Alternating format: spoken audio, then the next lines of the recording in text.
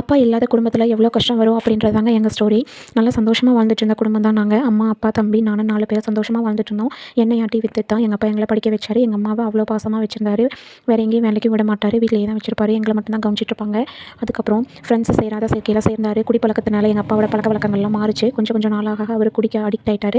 அதுலேருந்து மீட்டு எங்களால் கொண்டு வர முடியல. அதனால் கடன் வாங்கி வாங்கி கடன் ரொம்ப ஆயிடுச்சு. அதை அடைக்க முடியாமையும் எண்ணெய் ஆட்டுறதையும் விட்டுட்டு ரொம்ப கஷ்டப்பட ஆரம்பிச்சிட்டாரு. இதுக்கு மேலே நம்ம ஒன்றுமே பண்ண முடியாதுன்னு கடன் வாங்கி தான் எங்களை 2 பேர்த்தையுமே படிக்க வச்சாரு. நாங்களும் நல்லா படித்தோம். 2 பேருமே படித்து 2 பேருமே வேலைக்கு போயிட்டோம். தம்பியும் நானும் 2 பேரும் கொரோனா டைமில் வந்து வேலைக்கு போகும்போது சம்பளம் கம்மியாக தான் இருந்துச்சு. அதுக்கப்புறம் தான் மறுபடியும் பேங்க்கில் வேலை கிடச்சி நானும் போயிட்டு தம்பியும் ஒரு நல்ல வேலைக்கு போயிட்டான். எல்லாம் மீட்டு கொண்டு வரலாம் அப்படிங்கிற சுச்சுவேஷன் வரும்போது எங்கள் அப்பா உடல்நலம் சரியில்லாமல் தவறிட்டார். எங்கள் அம்மா அதுக்கிடையில் பட்ட கஷ்டம் படாத கஷ்டங்க. மில்லு வேலை, காட்டு வேலை, என்னென்ன வேலை கிடைக்குதோ அந்த வேலை எல்லாத்துக்குமே போனாங்க.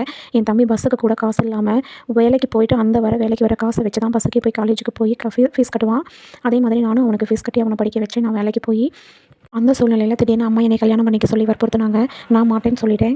கல்யாணம்னு ஒன்று பண்ணனா நான் அப்பாவுக்கு இருக்க கடன் ஓரளவுக்கு நான் அடைச்சிட்டு நான் நகை சேர்த்து தான் என் கல்யாணத்துக்கு நான் கல்யாணம் பண்ணிக்குவேன். இல்லைனா போகிற வீட்டில் என்ன பேசுவாங்க அப்படின்னு சொல்லிட்டு நான் கல்யாணம் பண்ணிக்க மாட்டேன்னு சொல்லிட்டேன். அதே மாதிரி நான் வேலைக்கு போய் எங்கள் அம்மா கடன் எல்லாத்தையும் அடைச்சி அதே மாதிரி எங்கள் அப்பா வாங்கி வச்சுருந்த கடன் எல்லாம் அடைச்சி எங்கள் அம்மாவுக்கும் ஒரு குறிப்பிட்ட நகைகள் செஞ்சுட்டு எனக்கும் நான் நகை செஞ்சு தான் என் கல்யாணத்தை பண்ணிக்கணும்னு ஆசைப்பட்டேன். அதே மாதிரி என்னை புரிஞ்சுக்கிட்டவர் எனக்கு பிடிச்ச ஒரு கணவராக அமைஞ்சார். லவ் மேரேஜ் தான். எனக்கு மாமியார் மாமனார் எல்லாருமே நல்லா பார்த்துக்கிறாங்க. நான் இப்போ ப்ரைவேட் கம்பெனிலேருந்து கவர்மெண்ட் ஜாப் எனக்கு கிடச்சிருச்சு. பெரிய சந்தோஷம். அதே மாதிரி நான் இப்போ கன்சீவாகவும் இருக்கேன். எல்லோரும் எனக்கு வாழ்த்து தெரிவிங்க. எல்லாத்துக்கும் எனக்கு ப்ரேயர் பண்ணுங்கள். என்னோடய பேபி நல்லா பிறக்கணும் அப்படின்ட்டு. இது எனக்கு தெரிஞ்ச ஒரு ஃப்ரெண்டோட கதை தான். இந்த ஃப்ரெண்டுக்கு நீங்கள் என்ன சொல்ல விரும்புகிறீங்கன்னு பாருங்கள். ஒரு பொண்ணு நினச்சா எதையும் செய்யலாம்.